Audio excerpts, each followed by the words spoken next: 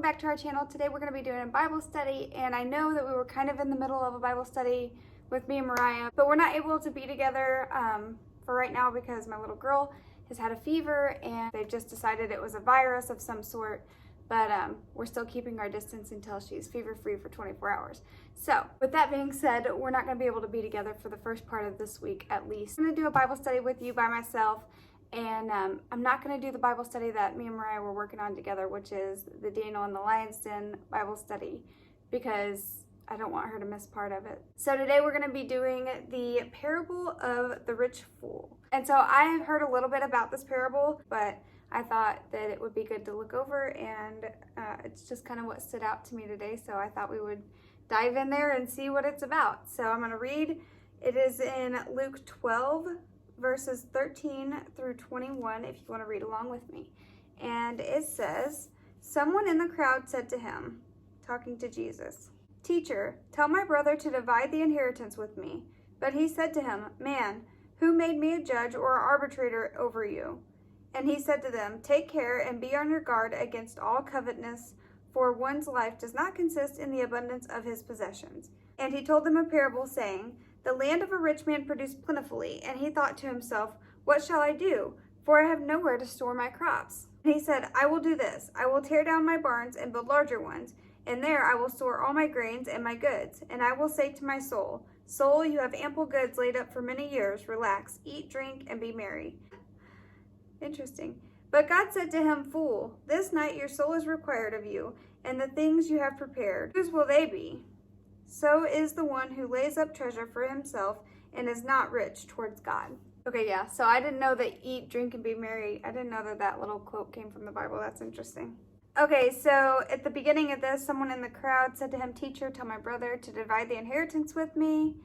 And Jesus says back, "Man, who made me a judge or arbitrator over you?" Which is kind of a weird thing for Jesus to say back, because like God is our judge. But the commentary on this kind of speaks to that a little bit. It just says, though Jesus was Lord of the entire universe, he was careful not to become involved in matters that did not directly pertain to his earthly work or ministry. He expected people to work out such things on their own. If you have thoughts on that, you can leave them in the comments, or I'd be interested to read them. And then verse 15 says, he said to them, "Take care, be on your guard against all covetousness, for one's life does not consist in the abundance of his possessions."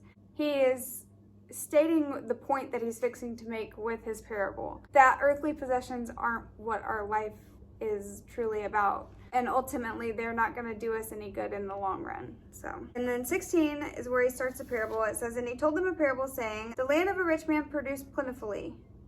And he thought to himself, 'What shall I do? For I have nowhere to store my crops.' And he said, I will do this. I will tear down my barns and build larger ones, and there I will store all my grains and my goods. And I will say to my soul, Soul, you have ample goods laid up for many years. Relax, eat, drink, and be merry." Here's talking about a farmer who has produced a very, very great crop, and is talking about how he doesn't have enough storeroom to put all of his crops, and he's worried about what he's going to do to take care of that, what he's going to do with his abundance.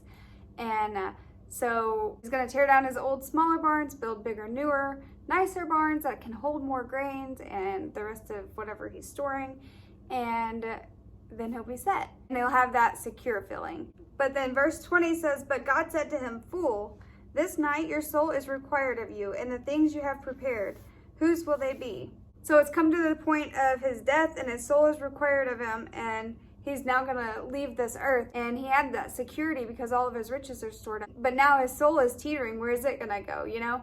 And so it just gives like a good picture of what our earthly goods do. Like, yeah, you might have like the nicest house or the nicest car or the nicest of both, but what's that really going to do? And what is that doing for your soul? And what is that doing to help the souls of the other people around you? Things are just such a good trick by Satan, I feel like. And don't get me wrong, I get drawn in too. He knows that we're going to desire and long for earthly materialistic things, and he plays on it. And most of the time we fall for it. So this is a very hard lesson to actually apply to life. We can say it, and we can say that we know better than it until the next new cool thing comes along, and then we're crawling right along with everybody else trying to get a hold of it, you know? So what good is your abundance going to do you now? Because you're leaving this world and it's just going to get left behind. Who's it going to go to next? It kept him fed for the time that he was here, but what about his soul? That's the important question. What about his soul? And that's what he's being asked at this point is, did you prepare for your soul? If you've got anything that you're focusing on and that you're trying to prepare to make it as good as possible so that you can relax and say that I've done the best I can, and it's not getting your soul right with God, then you're wasting your time. And I say that with love. I just really hope that we are all truly prepared whenever our soul is required from us.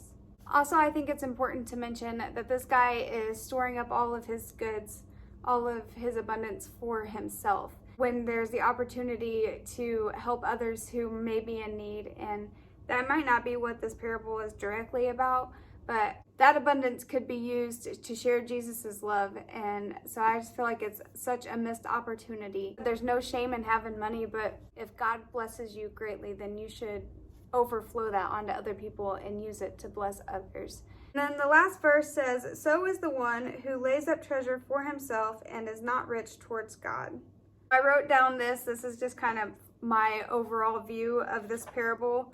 And I wrote down, nothing will give you a better sense of security than knowing that you are prepared for your eternity. He had all his goods laid up. Now he could relax, eat, drink, and be merry.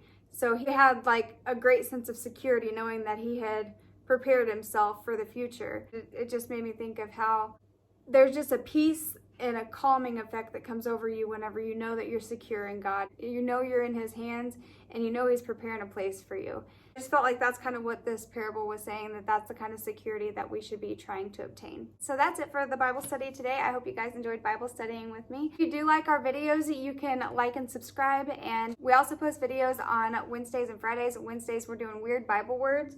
So we're just checking out some of, like, usually in the King James Version, words that are different from how we use them now, or just are kind of just out of our vocabulary altogether. Like, we just don't use that word anymore, so we might not know what it means. And so we've been looking into those and trying to figure out what they mean so that we can better understand the Bible when we're reading it. And then on Fridays we do fun videos. It's usually just something fun or goofy that we're interested in, like crafts or DIYs or fashion or makeup or food, anything like that we just feel like doing for the week. So if you like videos like that, then you can check out our Friday videos. I hope you guys have a good day, have a good week, and I hope to see you in the next one. Bye!